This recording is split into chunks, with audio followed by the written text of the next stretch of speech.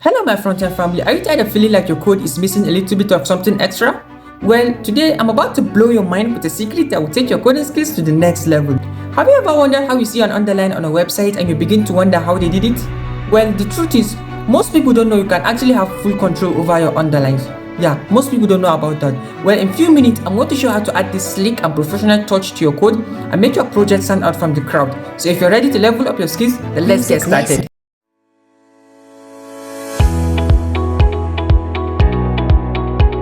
So we have a text and a link that we are going to use for this tutorial. I'm sure that by default links have underline with them, and in most cases we use text decoration underline and we use text decoration none when we don't want to see our underline. So we just use text decoration none, which we can just use text decoration of none. At the moment we just put that on and it will disappear. Most of us, this is something we are already used to.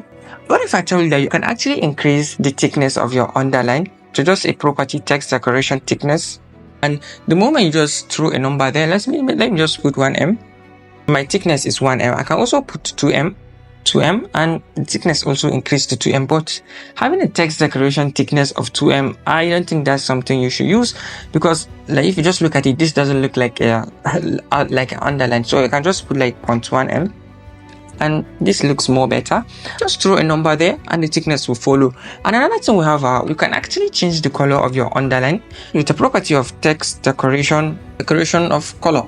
Let me just put of aqua, and now the color has changed to aqua. You can also add an animation with it, like when you hover, all those things, just play with colors and it's going to support it. And having a color is also a good thing for your underline without even stressing yourself, because some people like actually use pseudo elements just for their underlines and it sounds stressful, and this is just something easy that will make your life much more easier in coding. Another thing that you can also do, apart from just giving it a color, you can add animations to it. You can just like give it an animation to the hover and also transition. So when I save it, you can see there's actually an animation that's happening right now. And let me just take this down because it doesn't look good. And apart from this, another option we also have is to give our text underline a style,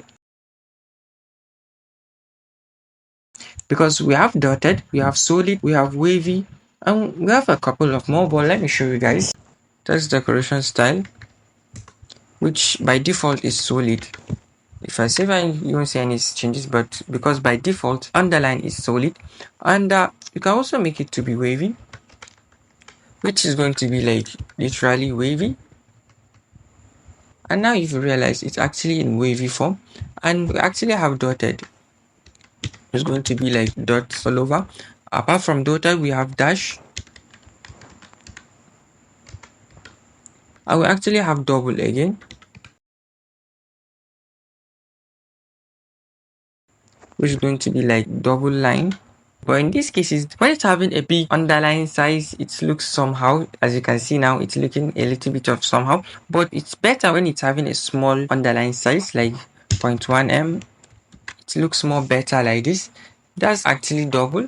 And if you notice this wavy, it's actually breaking the underline. This is our Y. If you notice this Y here, this Y here is actually breaking the text, especially when it's in wavy. That's where a property comes into place. Text decoration skip ink. So this text decoration skip ink has three options. It has the auto option, it has the all option, and it also has the none option.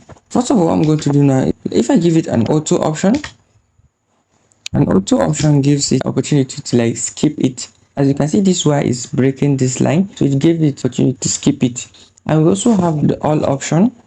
All option is similar to auto option, but most of the time the all option is for all those Japanese and Korean languages. And apart from the all option, we have the none, which the line will just pass through this my Y, as you can see, but it's making it a little bit hard to read it. So I suggest this is not something we should play with. So let me just take this down. And another property we have is text decoration line,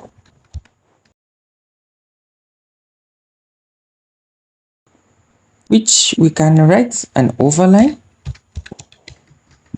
which will go above our text. So let me just change this to solid, which will, an overline will take our line above our text. And we have line through. Apart from overline, we also have line through, which will go through our text. And We also have underline, which will be below our text. And apart from this, you can also give it an underline, at the same time give it an overline, and also at the same time give it a line too. Now we have 3 lines. Even though this is not something you're going to use, but just to show that, yeah, you can do it. And one of my best among them is text underline offset.